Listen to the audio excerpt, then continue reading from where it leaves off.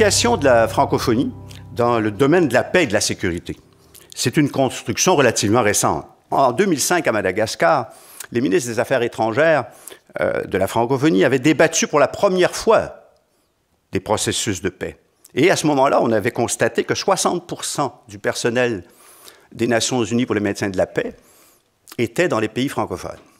Et pourtant, il n'y avait que 10%, 15% au mieux, du personnel qui venait des pays francophones pour les opérations de maintien de la paix. Alors, vous voyez la difficulté que ça représente en termes d'engagement aussi, de solidarité, mais en termes de communication, où on se retrouvait dans des pays francophones où personne, en tout cas une large partie des forces de maintien de la paix ne parlaient pas la langue du pays, quoi.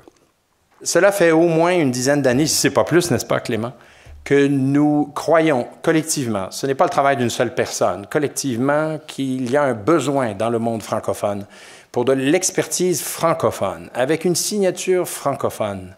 Car c'est là une organisation, la francophonie, qui s'intéresse à beaucoup de choses, mais notamment les questions de sécurité, les questions de conflits armés, les questions de mission de paix, notamment et pas seulement en Afrique francophone, que c'est là un sujet d'étude qui mérite pleine attention. Or, il n'y a pas de centre francophone d'études sur la résolution des conflits et missions de paix en langue française, et nous croyons depuis bien des années maintenant qu'il était nécessaire de mettre des forces en commun. Ma vision, si vous voulez, du Centre Franco-Paix, c'est d'abord effectivement de valoriser la recherche scientifique, la formation universitaire en français dans le domaine de la résolution des conflits. C'est aussi, à un certain égard, mais pas exclusivement, à propos des mondes francophones.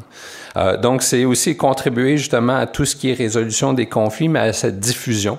Je vois ça comme une opportunité de créer une communauté afin de faciliter les échanges, faciliter la mobilité, faciliter les échanges intellectuels et la circulation du savoir.